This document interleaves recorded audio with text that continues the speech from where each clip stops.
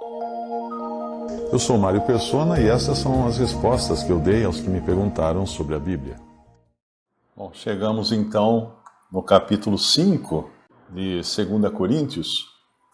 No capítulo 4, nós vimos Paulo falando dos sofrimentos aqui nessa vida, das perseguições, dos martírios, das tribulações, das angústias, das perplexidades, dos desânimos e tantas outras coisas que certamente nos abatem, né, nos atrapalham, mas não são capazes de destruir o crente. Porque o crente ele tem a salvação eterna, que ela não pode ser tirada de si, de jeito nenhum, de maneira nenhuma. E também nós vimos que a atenção toda, então, sabendo da fragilidade desse vaso de barro no qual nós habitamos, a atenção toda tem que ser colocada nas coisas que não se veem, porque as coisas que se veem são temporais e as que não se veem são eternas. E aí, quando ele entra no capítulo 5, ele vai falar especificamente da morte agora. Especificamente da morte. Algo que todos passam, exceto aqueles que estiverem vivos na hora do arrebatamento da igreja. Esses serão apenas transformados, mas não passarão pela morte. Que a esperança primeira do crente é essa, né? De estar aqui quando o Senhor vier arrebatar a sua igreja. Muita gente espera por um avivamento da igreja, pela conversão do mundo inteiro, e tantas outras coisas as pessoas esperam, mas isso não é esperar Cristo, né? Não é esperar o Senhor. Porque a nossa esperança é que o Senhor venha a qualquer momento nos arrebatar e transformar esse corpo de fraqueza num corpo glorioso, à semelhança do dele. Então, quando nós lemos no versículo 1, porque sabemos que se a nossa casa terrestre, deste tabernáculo, a nossa moradia terrestre, deste tabernáculo, se desfizer, e ela vai se desfazer de qualquer maneira, temos de Deus um edifício, uma casa não feita por mãos, eterna nos céus. Aqui, então, duas coisas já chamam a atenção. Primeiro, que a nossa casa terrestre não é um edifício, porque quando ela se desfizer, aí teremos de Deus um edifício, uma casa não feita por mãos, né, eterna, nos céus. Por que esse contraste de um tabernáculo para um edifício? Porque o tabernáculo, nós não costumamos usar a palavra tabernáculo usualmente, né, no nosso vocabulário. Geralmente a gente usa barraca, tenda, porque se a nossa tenda, né, essa tenda se desfizer, temos de Deus um edifício. Então ele deixa muito claro aqui a distinção entre a habitação atual, que é o nosso corpo, semelhante a uma tenda. Uma tenda, ela apodrece, ela rasga, o vento leva, desmonta, né? Quem já acampou e pegou uma tempestade dentro da barraca, sabe a fragilidade que é uma barraca, né? O vento começa a bater, aquilo começa a arrancar as cordinhas assim, de repente, quando você menos espera, a sua barraca vai embora com o vento.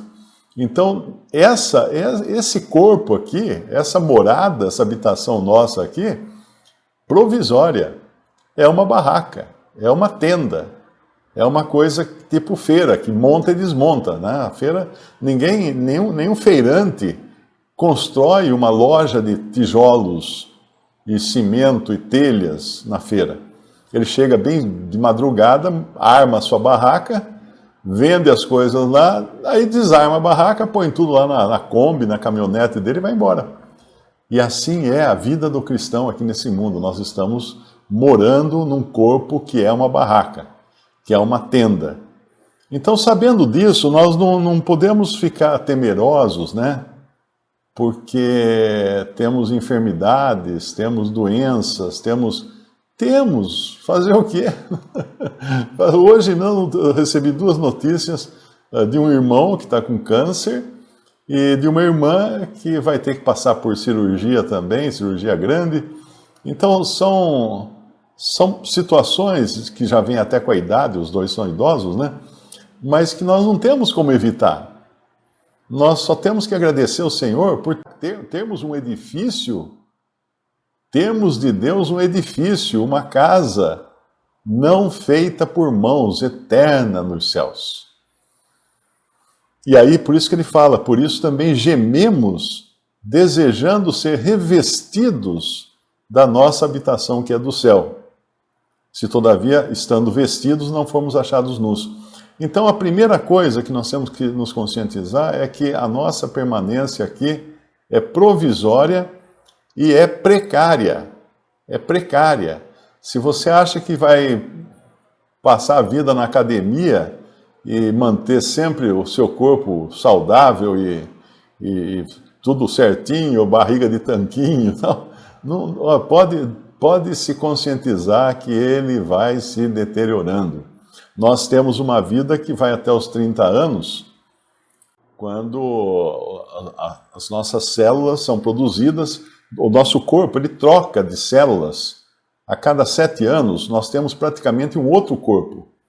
É outro material a cada 7 anos, porque ele vai trocando de células. A cada 7 anos, ele já trocou todas as células do corpo. São outras já. A gente que pensa que está comendo o corpo que tinha, não era. São novas células que vão formando. E quando chega por volta dos 30 anos, que é a idade madura, né, do ser humano, a coisa inverte, porque até ali o corpo cria mais células do que destrói. Ele ganha mais células do que perde. Né? Mas aí, passa dos 30, começa a inversão. Ele começa a perder células mais do que ele é capaz de repor. E aí vem o envelhecimento, aí vem as rugas, aí vem as pelancas, aí vem o cansaço, as enfermidades e tudo mais. Mas para o crente, o que ele pode esperar? Ele tem um edifício de Deus, uma casa não feita por mãos, eterna nos céus. Não é um corpo provisório como é esse aqui. Essa casa que não é feita por mãos, tem um versículo em Hebreus 9 que fala assim, Hebreus 9, versículo 11, mas vindo Cristo, o sumo sacerdote dos bens futuros, por um maior e mais perfeito tabernáculo, não feito por mãos, isto é, não desta criação. Então, esse versículo de Hebreus 9, 11, nos dá a dica do que significa, embora esteja falando de outra coisa, né, o outro assunto é outro, mas ele nos dá a dica o que significa a expressão não feito por mãos, não desta criação. Então, o corpo que nós vamos ter, é claro que nós não vamos receber um outro corpo. Quando nós morremos, o nosso corpo é sepultado, vira pó, e depois ele vai ressuscitar. Quando o Senhor vier nos buscar, ele vai ressuscitar esse corpo. Mas aí ele vai transformar esse pó num corpo com outras qualidades, com outro tipo de configuração, vamos chamar assim. Primeiro, que ele não vai ser um corpo desta criação, como fala lá em Hebreus 9, 11, né? Não feito por mãos, isto é, não desta criação. Então não é um corpo desta criação. Não é um corpo feito para viver na terra, não é um corpo feito para viver no tempo, como é este que nós temos hoje. O nosso corpo foi feito para viver na terra e no tempo. O nosso coração bate. Dum, tum, tum, tum, tum, tum, tum, tum, tum. Ele é como um relógio. Mas quando nós estivermos no estado eterno, não vai ter tempo. Não vai ter tempo, não vai ter começo, meio e fim. A nossa mente hoje, ela só funciona no tempo. Por isso que é impossível nós entendermos a eternidade. Por isso que a Bíblia não fala quase nada da eternidade. Tem acho que 7 ou 8 versículos em Apocalipse que fala do estado eterno. Porque nós não seríamos capazes de compreender o estado eterno com a nossa mente que é feita para a finitude do tempo. é feita para viver no tempo. Ok? Então,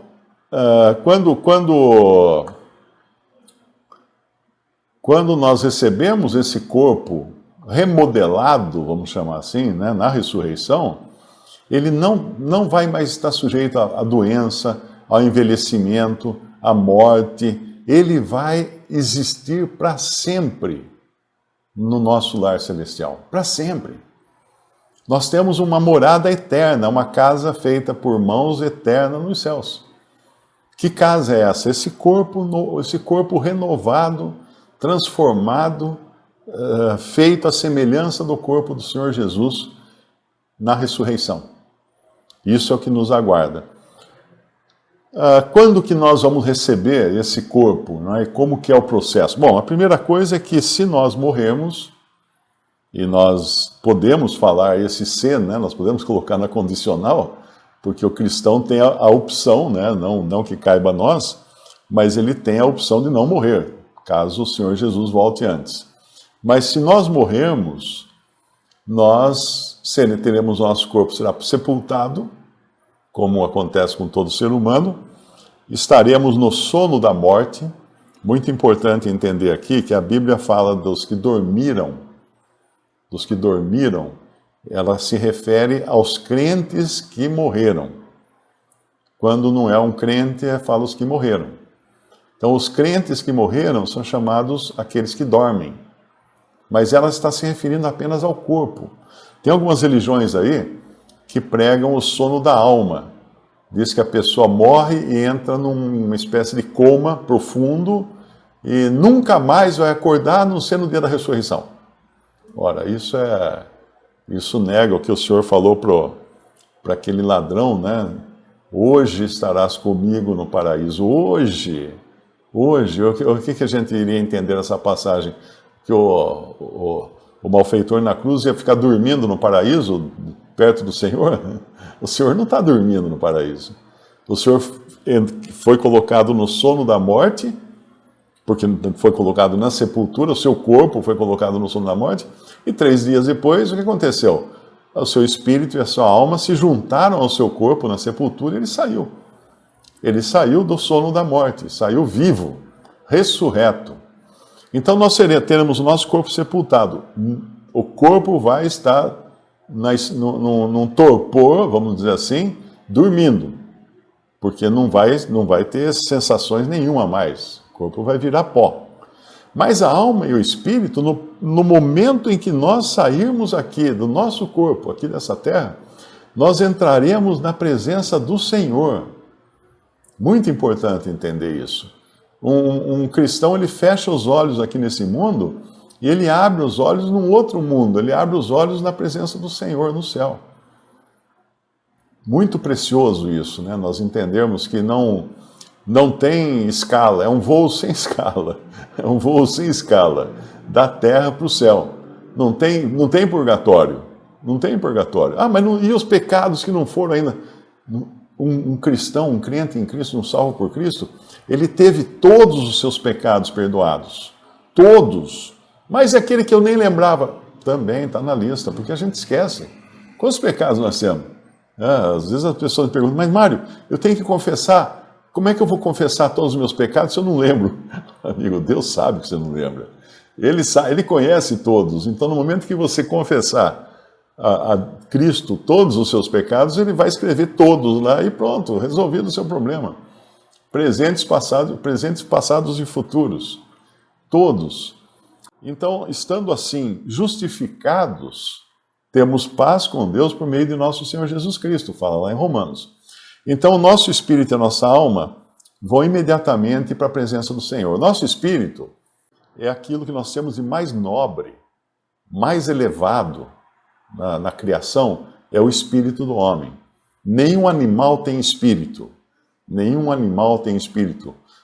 Nem o porco, porque a gente costuma falar que fulano é espírito de porco. Não, o porco também não tem espírito. Mas o porco tem alma. Os animais têm alma. O que é alma? A alma é a parte do ser humano, das suas emoções, das suas percepções, das suas lembranças. Essa é a alma. Um cachorro tem emoções, cachorro tem alma. O dono chega em casa, ele fica todo contente, sacudindo o rabo, porque ele tem alegria, ele tem tristeza, ele tem uma alma, ele é um ser vivente. Mas quando ele morre, ele acaba, porque ele não tem o espírito. O espírito é a parte imortal do ser humano, a parte que é perene, que nunca mais deixa de existir. Então, mesmo os perdidos, os que não creram em Cristo, continuarão existindo após a morte. Não tem fim. Não tem fim. Aquele que pensa que vai se suicidar para se livrar dos problemas, ele só vai arrumar um problema maior. Ele só vai mudar de problema, porque não tem fim. Não acaba mais. Do jeito que a árvore cai, ela fica. Isso é muito solene. Então, no momento em que nós morremos, nós entramos na presença do Senhor. Isso é tipificado. Paulo deixa claro isso, né? Porque ele fala, para mim o viver é Cristo e o morrer é lucro. Vamos até lá no versículo. O morrer é ganho, acho que é. Filipenses capítulo 1, ele fala assim no versículo 20. Segundo a minha intensa expectação e esperança, de que em nada serei confundido, antes, com toda a confiança, Cristo será, tanto agora como sempre, engrandecido no meu corpo, seja pela vida, seja pela morte. Seja pela vida, seja pela morte. Porque para mim o viver é Cristo e o morrer é ganho. Mas se o viver na carne me der fruto da minha obra, não sei então o que devo escolher. Mas de ambos os lados estou em aperto, tendo desejo de partir e estar com Cristo, porque isto é ainda muito melhor. Mas julgo mais necessário, por amor de vós, ficar na carne. Porque isso é muito melhor estar com Cristo. Então não há temor de morte para um salvo por Cristo, porque ele vai estar com Cristo. Ele vai passar de um estado de vivo para uma condição que a Bíblia chama de Hades. Entenda que o Hades não é um lugar especificamente, né? Não vá procurar no Google Maps onde é que fica o Hades. Talvez você encontre algum barzinho chamado Hades, mas não é Hades, não é um lugar. Hades é uma condição, um estado. E é isso que acontece conosco quando nós saímos desse corpo, nós desencarnamos, nós passamos a um estado de desencarnados, que é um estado de Hades, onde o corpo e o espírito e a alma continuam conscientes, como estavam conscientes o espírito e a alma daquele rico, né, que morreu e está ali conversando com Abraão. E ele está com sede, ele tá sofrendo, ele quer que Lázaro vá lá avisar seus irmãos, né, do terror que os espera e tal. Mas Abraão fala que não adiantaria, nem se fosse um dos que morreram lá avisar, que não seria possível. E é interessante isso, porque ele pede para que Abraão mande Lázaro avisar seus irmãos. Ele não pede que Abraão o tire daquela situação. Porque para um incrédulo, ficar na presença do Senhor é o inferno. Ele não quis em vida, ele não vai querer na morte. Enquanto estava vivo e foi apresentado a ele o plano da salvação, a salvação pela fé, a justificação pela fé, e ele rejeitou, ele não vai querer, depois de morto, entrar na presença de Deus. Não vai querer. Não vai querer. Ele não quer sofrer, mas ele vai sofrer. Então, nesse estado de Hades, os perdidos já começam a sofrer logo após a morte. Morreu, já começa o sofrimento. Mas nada ainda comparável ao que ele vai sofrer depois, quando for lançado no lago de fogo. Porque nesse estado de desencarnado, ou de Hades, em que estarão tanto os salvos quanto os perdidos, os salvos terão prazer, terão alegrias, porque a parte de si que governa essas coisas continua intacta e continua consciente. Então, por isso que nós no céu nos alegraremos, nós adoraremos o Senhor, louvaremos, teremos o prazer de reencontrar aqueles que partiram antes de nós. Vai ser uma alegria só, é uma festa só na presença do Senhor. Mas ainda assim só com o Espírito. Alguns perguntam assim, mas se já estou com o Senhor, por que eu tenho que ressuscitar? Porque nós fomos criados com espírito, alma e corpo. E quando a Bíblia fala espírito, alma e corpo, ela nunca fala corpo, alma e espírito. Ela fala espírito, alma e corpo, começando pelo mais elevado, a parte mais elevada, depois a menor, mais baixa, a alma, e depois o corpo. As três partes, porque o ser humano é um ser tripartido, assim como Deus é um Deus triuno, o ser humano é um ser tripartido, ele é formado por três partes. E ainda que nós estejamos na presença do Senhor com espírito e alma, nós estaremos incompletos, enquanto não tivermos de volta o nosso corpo, de volta em termos, porque ele será, nós o receberemos como um corpo muito melhor, um corpo que teve um banho de loja, vamos dizer assim, né? Não esse caco aqui, né? Não é esse tabernáculo, essa tenda, essa barraca, mas um edifício, uma coisa duradoura para sempre. E aí sim, entraremos na eternidade com um corpo que não dá para imaginar como isso será. Nós temos algumas pinceladas assim, quando nós vemos, por exemplo, os discípulos trancados, depois da morte do Senhor Jesus, eles trancados numa sala com medo dos judeus, e o Senhor se coloca no meio deles. Mas quem abriu a porta? Ninguém abriu a porta, não precisava abrir a porta. O Senhor entrou com o seu corpo ressuscitado, porque é um corpo que não está sujeito mais às limitações do tempo, do espaço, da matéria.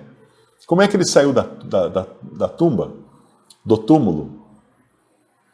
Eu sempre penso que os panos que enrolavam o Senhor no túmulo não foram desenrolados. Não foram desenrolados. Porque normalmente, quando Lázaro ressuscitou, e a ressurreição de Lázaro não é a mesma ressurreição, era uma ressurreição provisória, Lázaro foi trazido de volta à vida, mas no mesmo corpo que ele tinha antes. O corpo foi curado da sua doença e Lázaro foi trazido de volta à vida. Mas depois de um tempo, Lázaro morreu, envelheceu e morreu. Ou pegou alguma doença e morreu. Mas quando ele sai do túmulo, Lázaro, o Senhor precisa falar para as pessoas em volta para desatá-lo. Para desatá-lo. E o interessante é que quando o Senhor fala lá, Lázaro, vem para fora. Lázaro vem para fora. Mas como que Lázaro vem para fora? Nós não sabemos. Uma coisa miraculosa, porque ele estava que nem uma múmia. Né? Eles enrolavam a pessoa com tiras de pano como se fosse uma múmia. E ele veio para fora assim, ó, talvez flutuando, né? Não sei como. Mas quando ele estava lá fora, ainda assim ele não podia se mexer. Precisou o Senhor mandar que os outros tirassem os seus panos, desenrolassem ele daquelas faixas. Mas quando o Senhor saiu da sua tumba, eu entendo que ele não foi desenrolado das faixas. Ele saiu de dentro delas. Quando os discípulos entraram, eles devem ter visto como se fosse... Quem já viu aqueles... quando a lagarta, né? A lagarta, ela constrói toda uma casa em volta dela, assim, de pedacinhos de planta, de folha e tal. E depois, quando ela sai de dentro dali, vira uma borboleta, né? Ela sai dali de dentro, aquilo fica oco, fica vazio. Então, eu imagino aqueles panos enrolados, vazios, porque o Senhor saiu de dentro deles. Simplesmente. E quando ele sai da tumba, ele não precisou abrir a pedra. A pedra foi aberta pelos anjos para dar testemunho para os que estavam fora. Porque ele não precisava ter aberto a tumba. Se ele ressuscitou, se ele era capaz de atravessar paredes, Podia sair direto pela terra mesmo, mas aquela pedra foi rolada para fora para testemunho dos que estavam do lado de fora, para saberem, olha lá, o Senhor ressuscitou, está vazia, a tumba está vazia. Então, nós seremos capazes, como o Senhor, nesse novo corpo que nós teremos, de não ter limitações mais, como são as limitações da matéria, né? Que não deixa. Se eu quiser atravessar a parede aqui, eu vou ficar com um galo na testa, porque eu não consigo. Matéria com matéria. Mas quando nós estivermos nesse corpo, ele não mais estará sujeito às limitações da matéria. Mesmo porque nós vamos viver no tempo sem tempo. No tempo sem tempo. O que é o tempo sem tempo? É a eternidade. Visite o canal Respondidas no YouTube. Também respondi.com.br e 3minutos.net. Baixe os livros e o aplicativo.